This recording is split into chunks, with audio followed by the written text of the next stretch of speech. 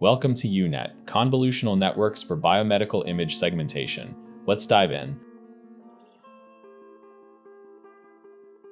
In 2012, AlexNet changed the world by training on 1 million annotated images. The rule seemed clear: deep learning requires massive datasets. But in biomedical research, you don't have 1 million images. You might have 30, specifically 30 slices of a Drosophila larva ventral nerve cord. How do you train a state-of-the-art neural network when your dataset is effectively zero? Before 2015, the best solution was the sliding window approach. To decide if a specific pixel is part of a cell, you feed a small patch around that pixel into a network. It works, but it is flawed. It's incredibly slow because you run the network separately for every single pixel, and worse, there's a fatal trade-off. If your patch is small, the network sees local detail but misses the context. If the patch is large, max pooling layers destroy the localization accuracy. You can't win. The solution is UNet. Instead of outputting a single label, it outputs a dense map for the whole image at once. It has a symmetric U-shape. The left side is the contracting path. It looks like a standard VGG network, 3x3 unpadded convolutions, ReLUs, and 2x2 max pooling with stride 2. At every downstep, we double the feature channels from 64 all the way to 1224. This captures context, the what, but sacrifices the resolution of the where. To get precise segmentation, we need that resolution back. This is the right side. The expanding path. Here we use up convolutions to upscale the feature map and halve the channels. But simply upscaling isn't enough. The spatial information was crushed during pooling. The network knows there is a cell, but it has forgotten exactly where the membrane edge lies.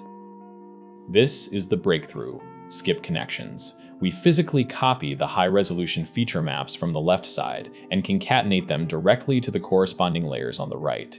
This gives the decoder the best of both worlds: high-level semantic context from below and high-resolution spatial data from the left. Note that because UNet uses unpadded convolutions, the map on the left is slightly larger than the one on the right. We have to crop the center of the encoder map to make them fit.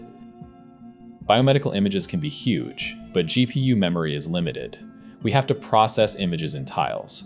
But remember those unpadded convolutions? Every time data passes through a 3x3 convolution, the output shrinks. If you just tile the image, you'll get gaps in your segmentation. The solution is the overlap tile strategy.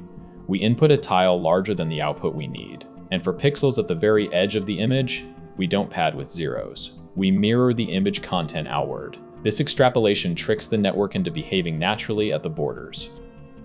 Back to our first problem, only 30 training images. How is that enough?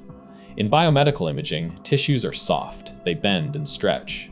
We can simulate this. The authors use random elastic deformations. They generate random displacement vectors on a coarse 3x3 grid and smooth them out. This teaches the network that a squashed cell is still a cell. This shift in rotation invariance is key. It effectively turns 30 images into thousands of valid training examples. Finally, there's the separation problem. When two cells touch, most networks merge them into one blob. UNet prevents this using a pre-computed weight map. They calculate the distance to the nearest cell, D1, and the second nearest, D2. The weight formula includes a term that explodes when both D1 and D2 are small, meaning we are right in the tiny gap between two cells. This forces the network to pay massive attention to these thin boundaries, heavily penalizing errors there. The result? On the EM segmentation challenge, UNet achieved a warping error of 0W035, beating the previous best of 0W0W0.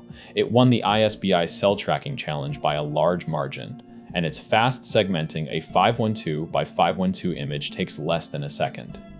By combining a symmetric architecture, smart skip connections, and aggressive elastic augmentation, UNet proved you don't need big data to solve big problems.